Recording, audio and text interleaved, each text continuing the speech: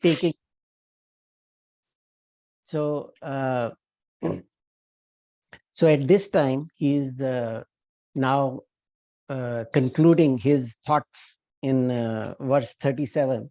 He says, "So Bandhavan, apne my own people, Dhartarashtra, the sons and the family of Dhritarashtra, they are my own people, and killing them, this is justified in any way, we are not barbarians, we are uh, smart people, we are, we Aryans, so it doesn't seem befitting on our part that we have come in this battlefield to kill each other."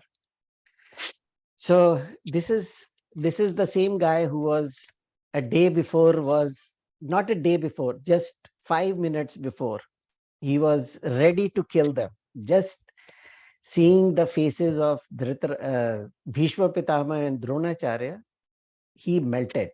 He had a total meltdown. So then he thought, maybe I should change my argument, so जैसे वकील होता है ना, तो एक अगर argument is not working, so he tries a different set of arguments. So now he says he says to Krishna, looking at him, because Krishna must have given some expression कि पागल हो गया, that doesn't make sense. You may not be ready, but they are ready to kill you. He says, Yadyapi ete, Yadyapi means even if ete means these people, they don't see it, that's a problem. They are not seeing the picture that I am seeing. They are seeing, why they are not seeing it? Because lobo pahat chetasaha, that they are deluded by lobha, I am clear about it, but they are not clear about it. They are there because the lobha has deluded them. They are not doing any vichar. They are not thinking properly. So, I don't think that they have the right vision, what we have, So he's now trying to say that problem is with their thinking, which is true. He's not wrong about it, but he's not seeing that they are gone beyond it. They are not like here to justify the war. This is totally unjustified. He says, "Oh, Janardhan, they are not seeing the dosha in this, but I am. We are wise people, you and me, we are smarter."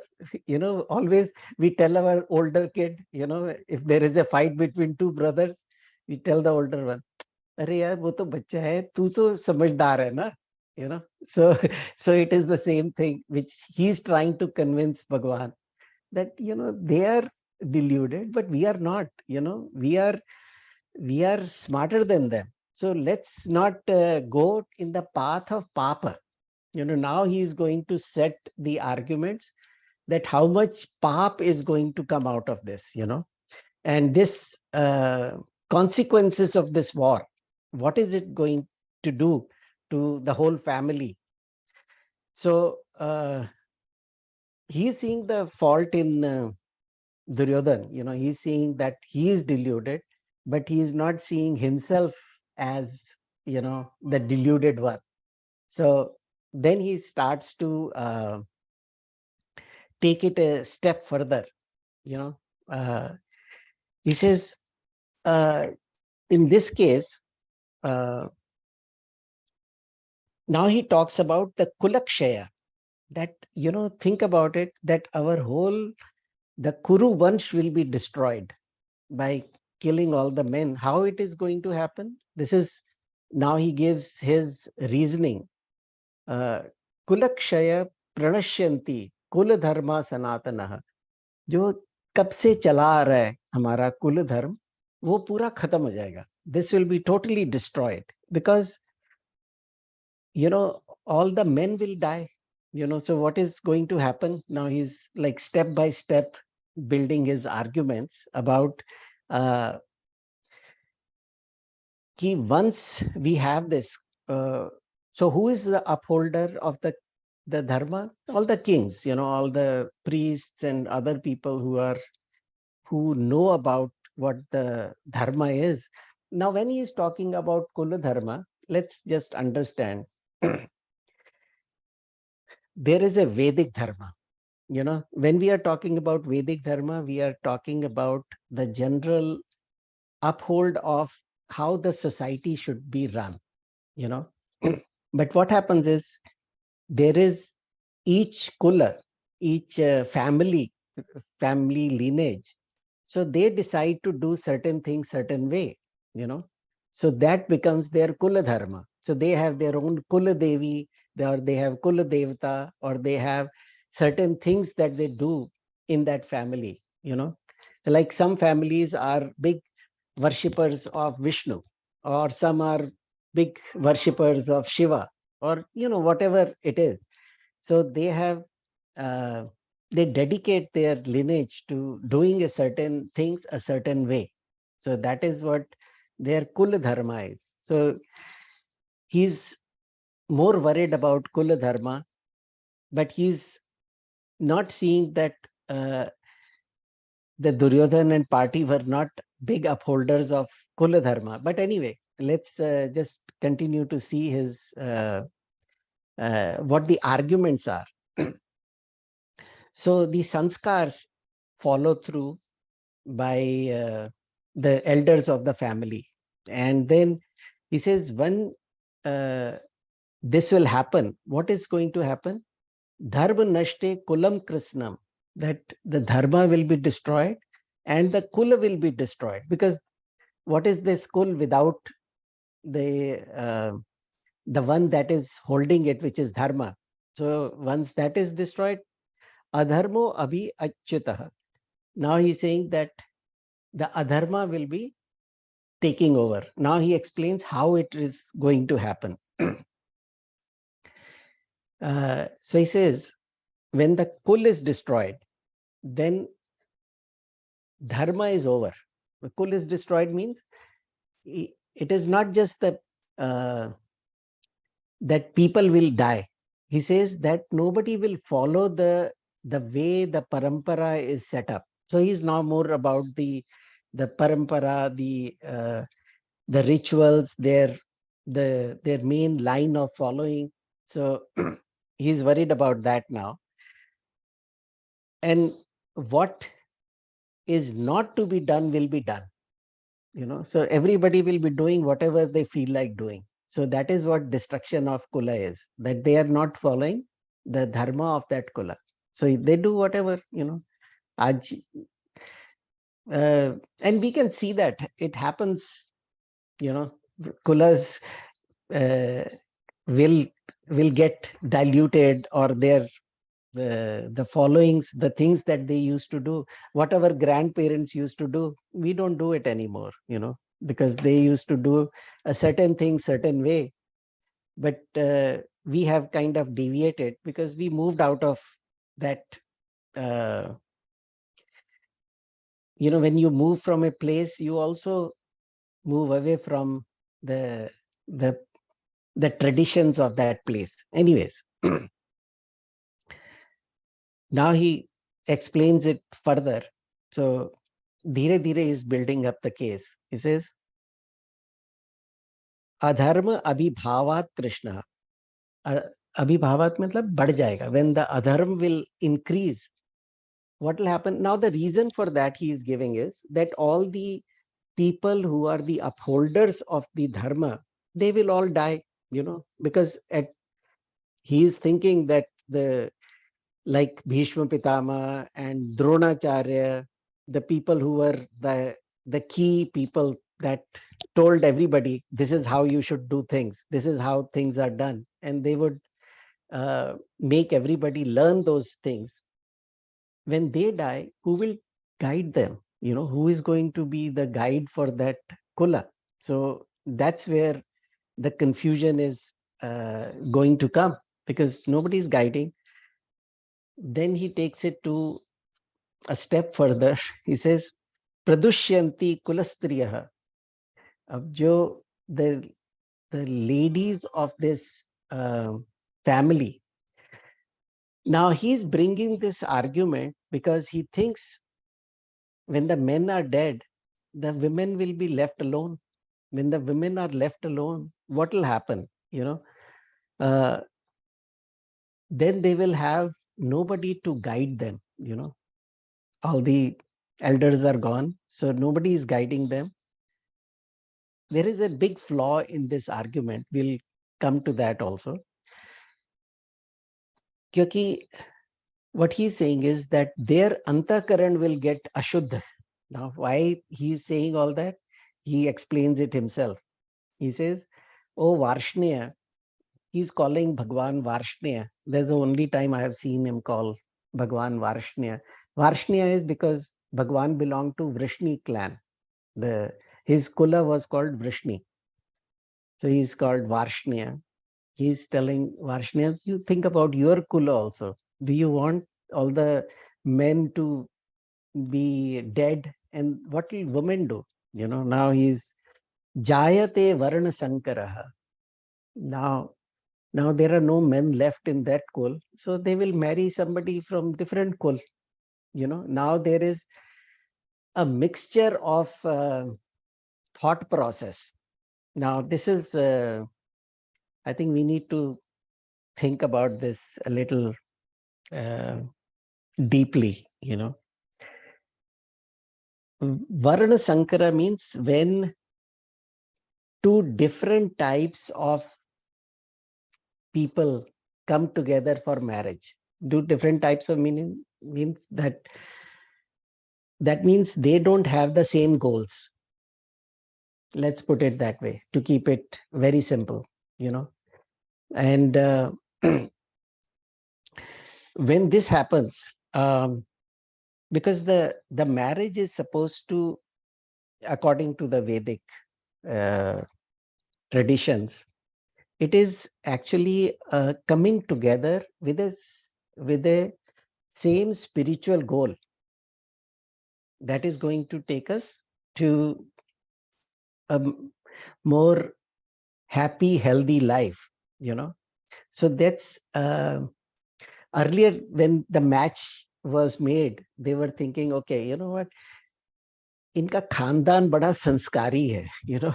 That's what people used to say, कि अच्छे संस्कार वाले लोग हैं, ये बहू अच्छे संस्कार वाली. It means they come from a similar background. That means she will bring more peace and harmony in the family. Now here they are saying that the goal is spiritual growth for both the man and the woman. Like that's not what is a higher priority these days. So what is a higher priority? We see the income level and the security. Those two are the key things, not the other things. Anyway, I'm not agreeing with his arguments, and neither does Krishna, but he is bringing his own logical thought process, because this is there is a word for it. I'm trying to think what is the uh, there is a dosha in this kind of thinking, which means that when you try to spew you go from one argument to other in a more negative way. Like suppose somebody is walking over the bridge and somebody is just looking at it and he says, oh my God, what if the bridge breaks? Oh my God, he's going to fall under, and this flow is going to take this person. All kinds of negative things start brewing in the head. So this is exactly what is happening with Arjuna here, because he wants to convince Bhagwan to not fight, that he doesn't want to get into this war. So he is now bringing the Dharma aspect. He thought maybe, Bhagwan knows Dharma. So I'll convince him from the Dharma aspect that this is the wrong thing to do. When something like this happens, the the men will die. There's nobody to guide the women. They will women will be left alone and they will marry anybody. There will be Varna Sankara, that there will be mixing of the Kula. And even if we look at from the Pravrti Dharma point of view, not from the Nivratti, which is the moksha path, even in Pravrti Dharma, the goal is not to go away from the Dharma. You have to stick to Dharma, because we want, whenever the two companions, the girl and the boy, when they come together, the common goal is to think about the spiritual progress. Spiritual progress doesn't mean that they have to go to jungle. Spiritual progress means that they have to have a higher altar that they are striving for. They are not there to just make money or raise family. They have to look for something which is higher than them, because let me rephrase that. When uh, the girl and the boy come together for marriage, they are they have to match at 4 different levels. At a physical level, which means how they appear, or how they look, or what they eat. Those things all come in the physical. Then at the mental level, which is their likes and dislikes. I like this thing, the other person likes. So there should be some compatibility, not 100%, but some compatibility has to be there. Then at an intellectual level is their thought process, what they believe in. If the belief system is totally different, then there can be a disharmony. These are all the points for how to have a harmonious life, in a marriage. Then the higher than everything else is the spiritual. That is what is the goal of my life? If the goal is common, if after 20, 30, 40 years of living together, we should look back and see, are we more peaceful within? Are we more happy within, or happy with each other?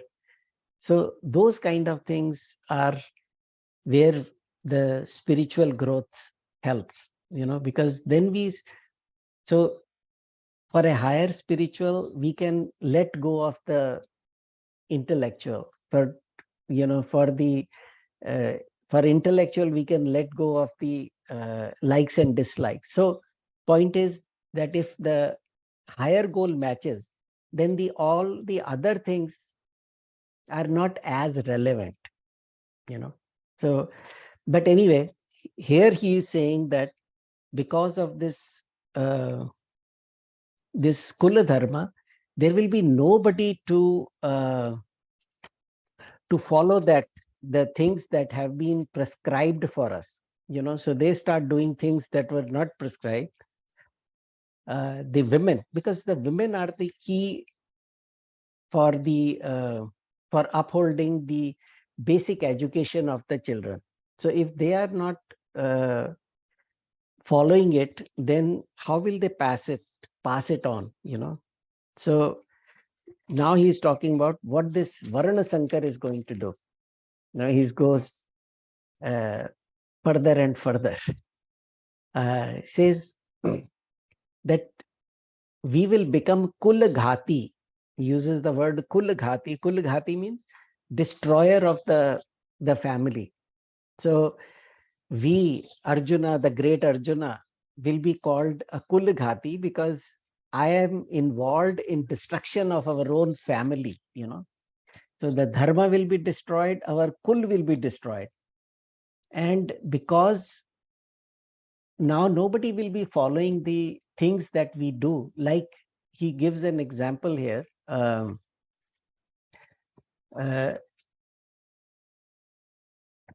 of what is that? I was just looking for that.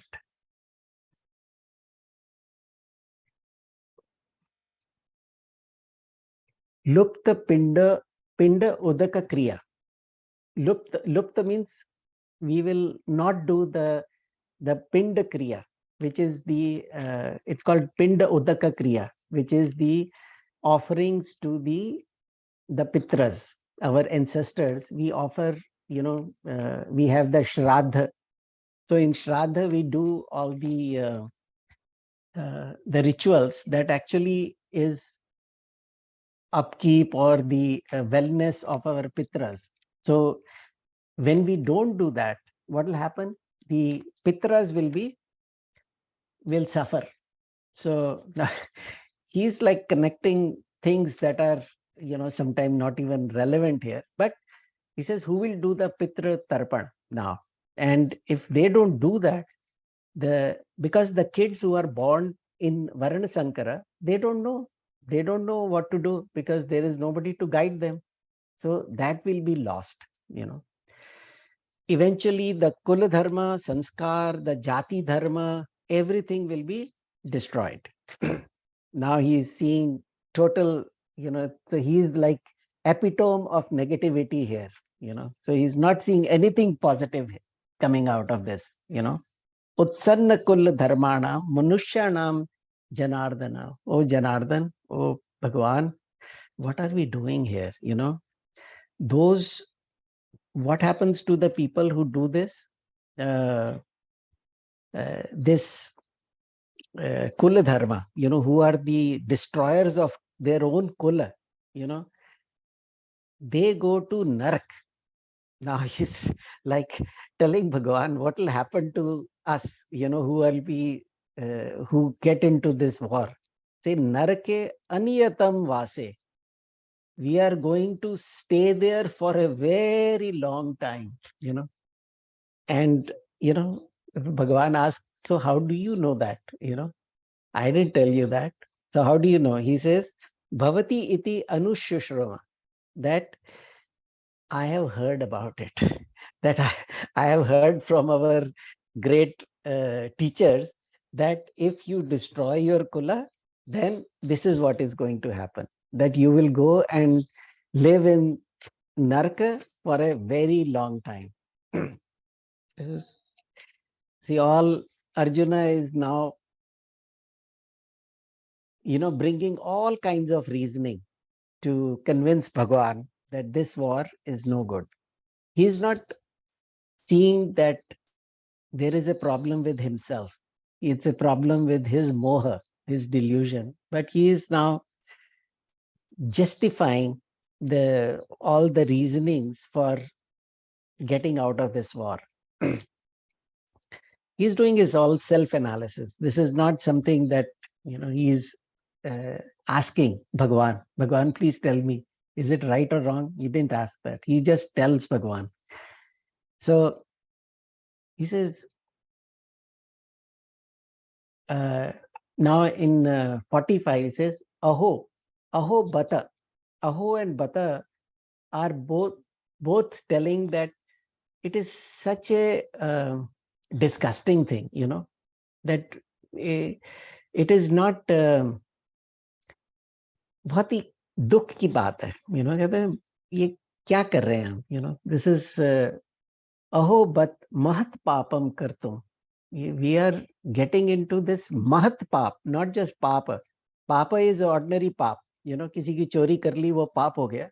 But ये mahat pap hai. This is like the extreme pap we are doing. Vyavastita vayam. We are the smart people, and vayam is us. Us means he is now lapetoing Bhagwan also in this. Us, we are. Why are we getting into this? Bhagwan. किस लिए? And then he says, Yad Rajya Sukha Lobhen. So, राज्य के लिए, सुख के लिए, लोभ के लिए, sorry,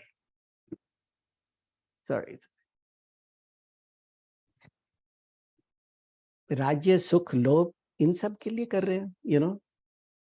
हंतुम स्वजन मुद्यता, ये अपने ही लोगों को मार रहे हैं for these things like the राज्य सुख or the lobh that we will get so much out of this. We will be the owners of this Hastinapur and all the wealth of Hastinapur. This is it right thing to do, Bhagwan? I don't think it is a right thing to do. And now his last appeal to Bhagwan, he says, okay, I have given you argument after argument after argument. Bhagwan didn't look very convinced. So he says, okay, the last appeal to Bhagwan. What, even if, you know, even if they don't agree with us and they say, okay, you know what, let me get rid of these Pandavas. He says, I will stay asastram. I will stay without a weapon. I'll not pick up a weapon to fight with them. If they want to come and kill me, so be it. I'm not going to fight. That's the last argument. Yadi dhashtra hantum, matlab if the Dhritarashtra, the sons of Dhritarashtra, if they come and they want to kill me, I will stay ashastram. I will not pick up, I'll not retaliate. Whatever, if they want to do that, I will say, okay, come, I'm okay with that. So he wants to convince Bhagwan to drop this idea of war. Where? In the middle of battlefield. When everybody is, shank baj chuke hain, naad baj chuke hain, everything is ready. Everybody has picked up their bows. All the people are just, waiting for the final signal charge, But here he is now getting a cold feet. So,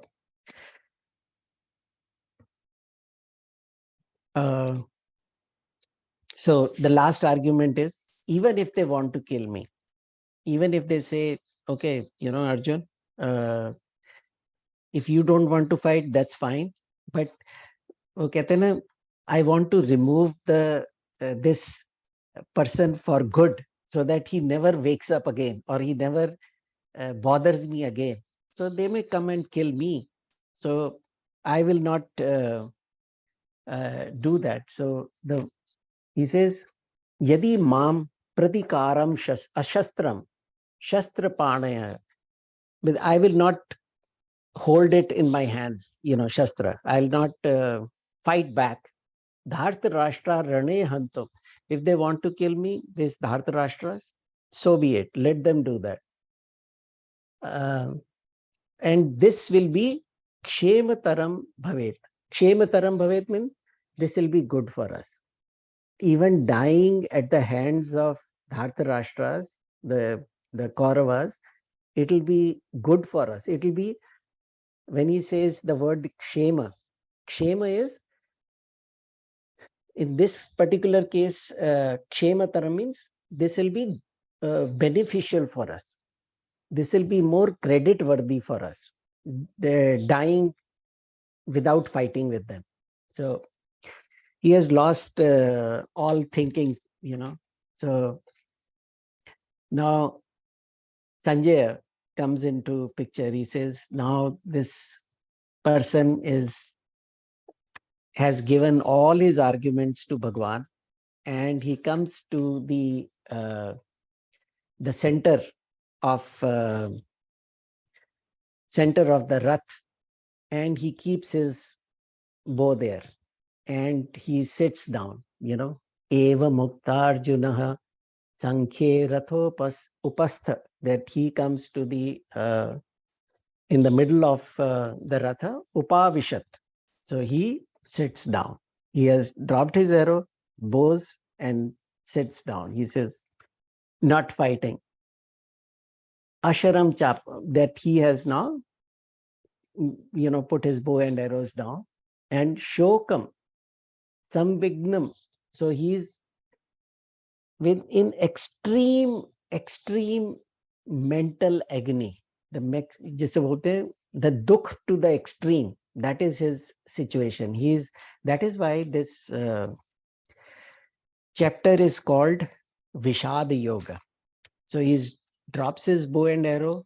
He's so full of sorrow, shokakul. He's like, he doesn't think there is any way out now. you know so, and main reason for his shoka was his soft attachment. It is not because he was scared of fighting. He was a great warrior. He had killed numerous people. He had won many battles. The battle was not his problem. His problem was attachment to Bhishma and Drona. So, so he says, okay, yeah, बैठ गया. Now this is where the first chapter ends. So this is called the Vishada Yoga. So let's just understand that part. Then we will do a breakout session after that. So he says, no. So this last verse is actually not in Mahabharata, but it is in Bhagavad Gita. We have it after every chapter. It is called the Sankalp Vakya. So it's Om Tat Sat Iti Srimad Bhagavad Gita Su Upanishadsu Brahma Vidyayam Yoga Shastre Shri Krishna Arjuna Samvade Vishad Yogo Nama Prathamo Adhyaya. So what it says is Om Tat Sat means this is now Om is the name of Bhagavan. It's the indicator of Brahman. This is Tatsat. Tatsat means it is now that is this is the way to conclude also, that we conclude the first chapter of Srimad Bhagavad Gita Su, that we are concluding the first chapter of Bhagavad Gita Upanishad Su. So what is this Bhagavad Gita? It is nothing but Upanishad. So it is declared as a Upanishad. So we have, I don't know if we talked about the definition of Upanishad. Upa means to sit near a learned man, to sit near the Gyan is what is Upanishad. So when you are at the receiving end of the Gyan, we are actually entering a Upanishad. So, and here it is, Upanishad Su is actually a plural here. So it is like many Upanishads. So, and what is this Upanishad about? Brahma Vidya. So this is about Brahma Vidya, and it is a Yoga Shastra. Yoga Shastra means that it is not only telling you what the goal is, but it is also telling you the means to get to that goal. So it serves dual purpose. See, if suppose somebody says, okay, you know what, the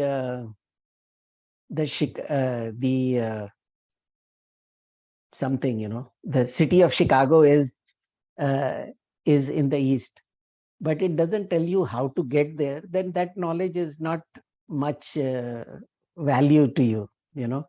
So if somebody tells you, okay, here is, you can take a train, you can go by bus, you can take a car, you can walk. So all these options are there. So this, when you have the means, then it is Yoga Shastra. So Yoga Shastra is giving us the means to get to our goal, which is Brahma Vidya. And so this is Krishna Arjun Samvade. So Samvad, we have several things, we talk about. If it is, there is a Samvad, there is a Vad, there is Apavad, there is a, so when you have somebody talking and somebody listening, then it is Samvad. When two people are talking, then it is Vad.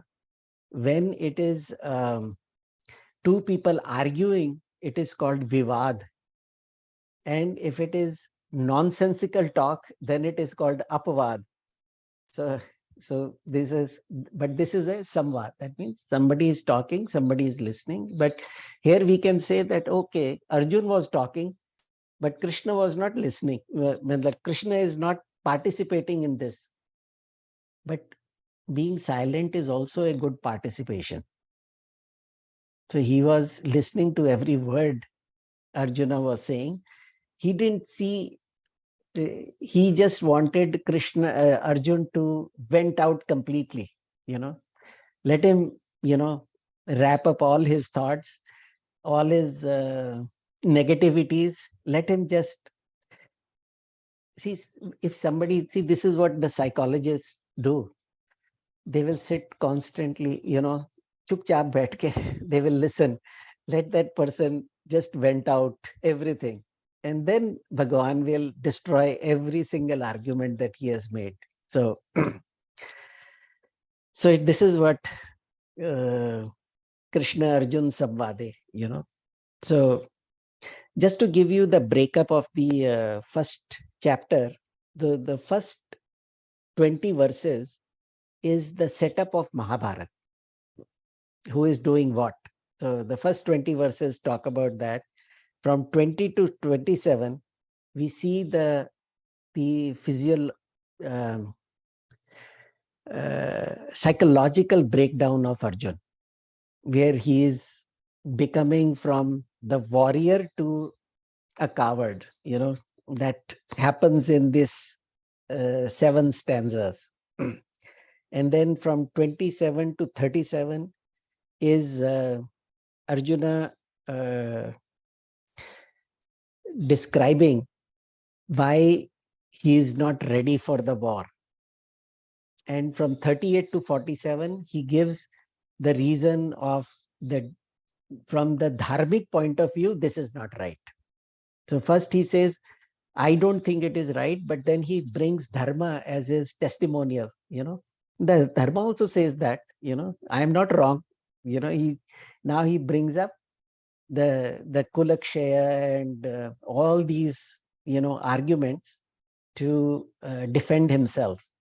He's a full-fledged lawyer here. So it's the same Arjuna who has fought many battles. And then suddenly this moha has taken over so strongly that he has lost all will to fight, So now we bring it back to ourselves. This Arjuna is us, who is, maybe earlier charged up, but somewhere we lose that will to fight. We lose that will to drive ourselves to the next level.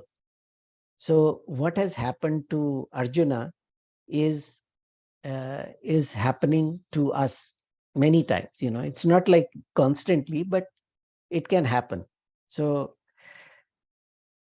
Bhagwan didn't respond. Why didn't he respond? Why did Bhagwan not interrupt him? So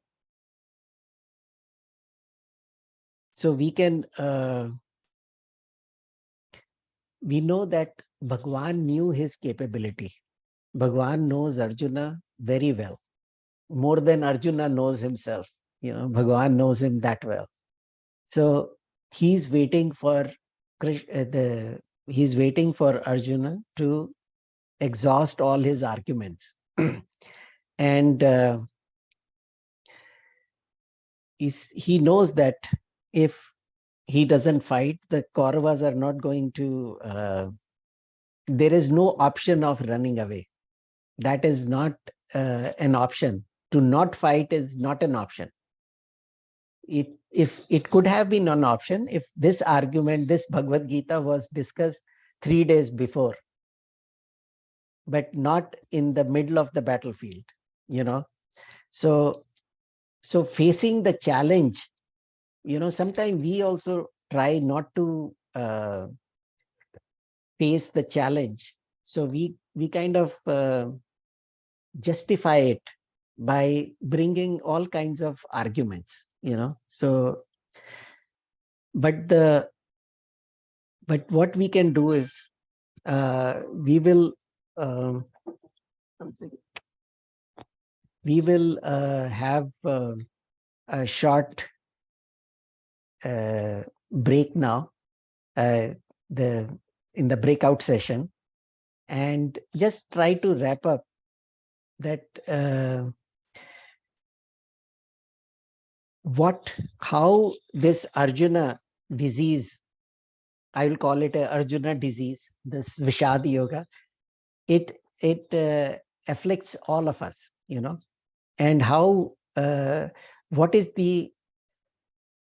which is basically given in rest of the 17 chapters, but we can quickly have a exchange of thoughts among yourself. Is there any point that you agree with Arjuna, or there is any point that you think is valid? And then we'll go from there.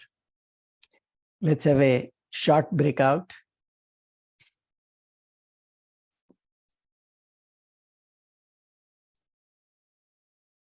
Maybe 5 minutes or so.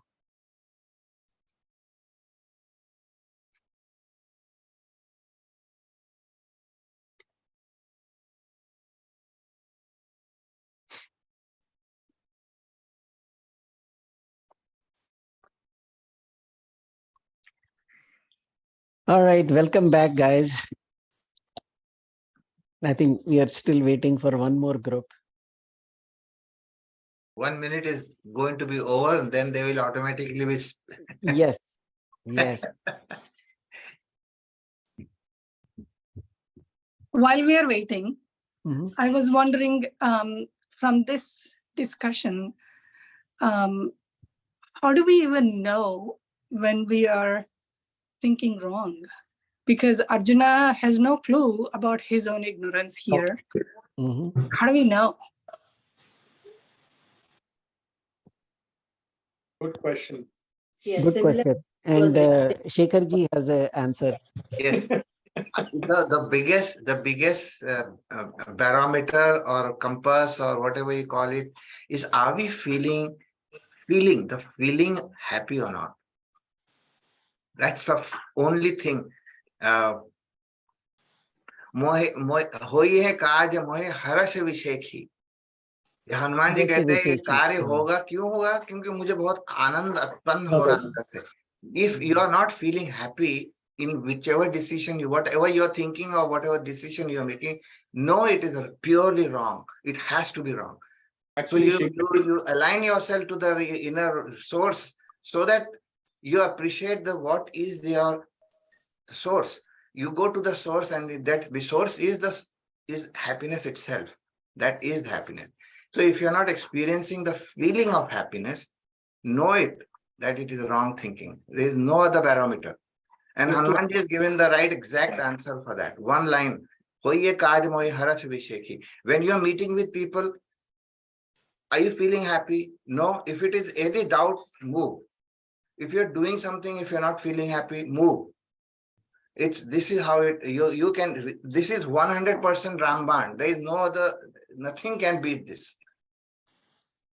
Chandrasekhar, I do not know. I can give a counter example there. A serial killer, he's happy when he's killing people.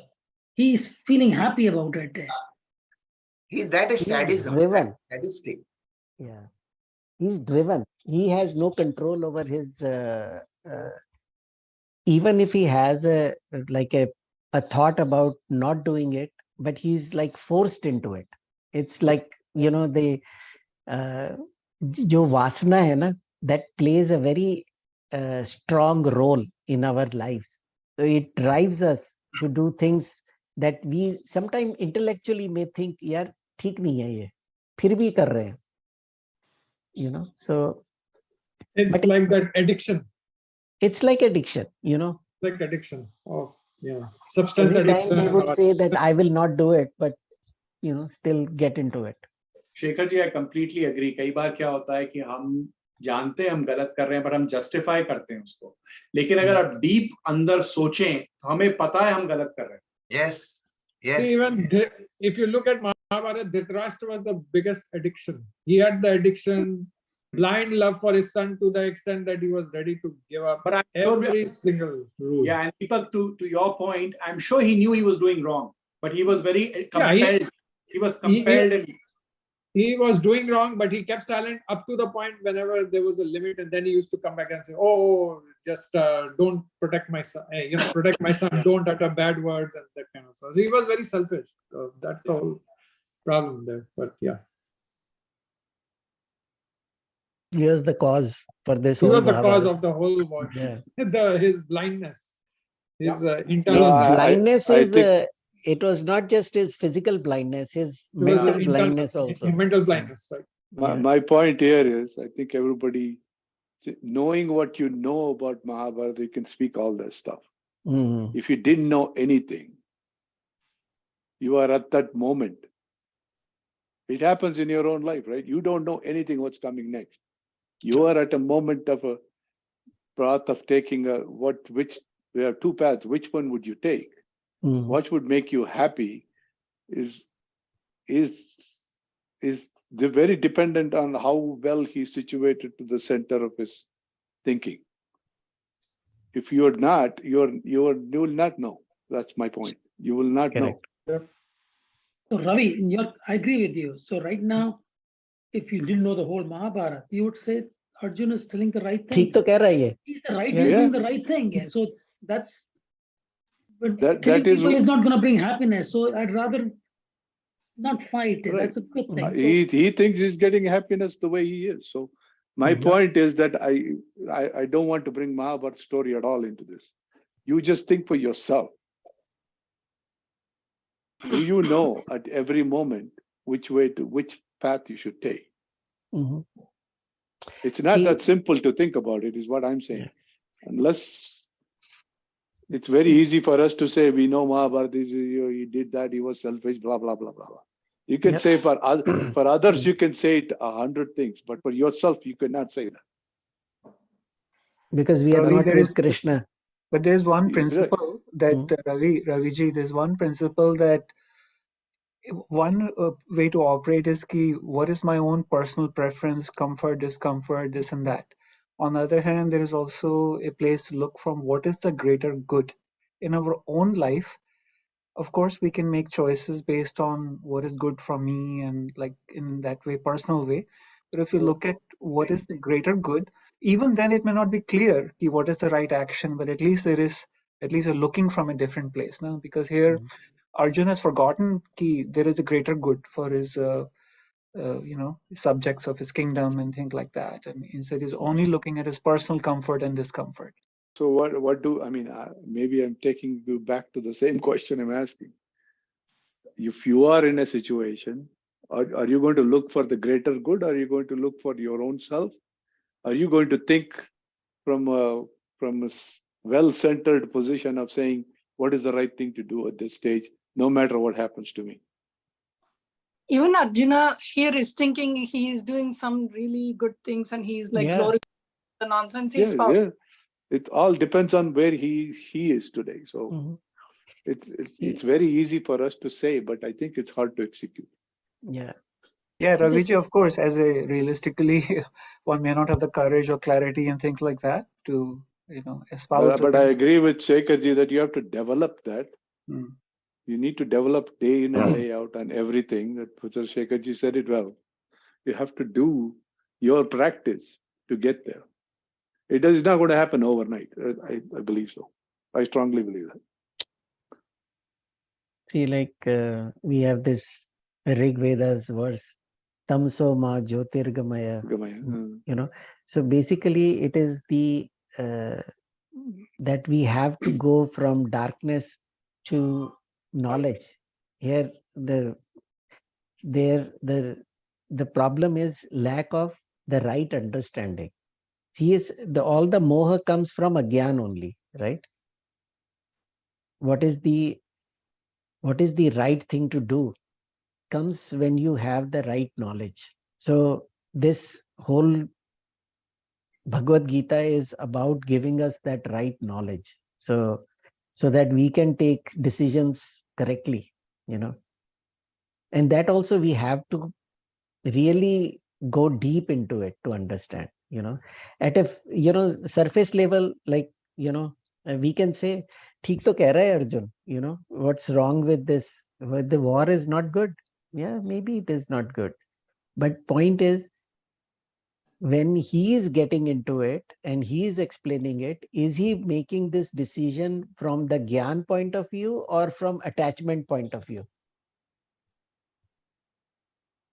So uske liye we have to go back to the correct understanding. See, moh sakal vyadhinkar moola, Tulsidasi ne kaha hai, ki moh alone is the cause of all problems. Forget about one or two. Every single problem is caused because of moha. And this is what moha does. It makes us deluded in making the right choices, making the right decisions. So tomorrow we will be starting the greatest chapter of Bhagavad Gita, the chapter 2. So where we will discuss every aspect of it, jnana, karma, everything we will discuss in this. So let's... Rajiv, one thing, which is that it's true that Arjuna is thinking from a Gyan. Yes. But we discussed this in previous classes that there's also a question of dharma, adharma, and kartavya. So, I mean, apart from the Gyan, one also needs to be clear about what is one's duty or dharma. If one doesn't have clarity about that, even then it can lead to problems, even if you exactly. kind of... Right? But it is all coming from moha only. It is all arriving from that wrong understanding. He forgot that he is there for a reason. Now he is thinking his reason has been myopic. It's reduced to two people now, Bhishma and Drona. He's not thinking of the greater good here. He is only thinking that now he is bringing all kinds of justifications for that. He's using, see, we use Shastras for our convenience. So that is something that happens, so but the truth is that, but Mirako, I want to second Shekharji's point कि जब मन में दुख हो रहा हो ना कोई डिसीजन लेते हुए तो समझ लो कुछ गड़बड़ है, so anyways, let's conclude here and we'll meet on Thursday.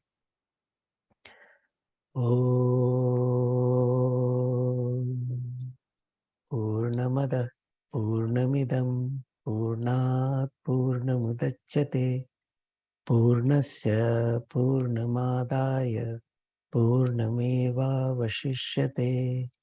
Om Shanti Shanti Shanti. All right. Hari Om. Thank you.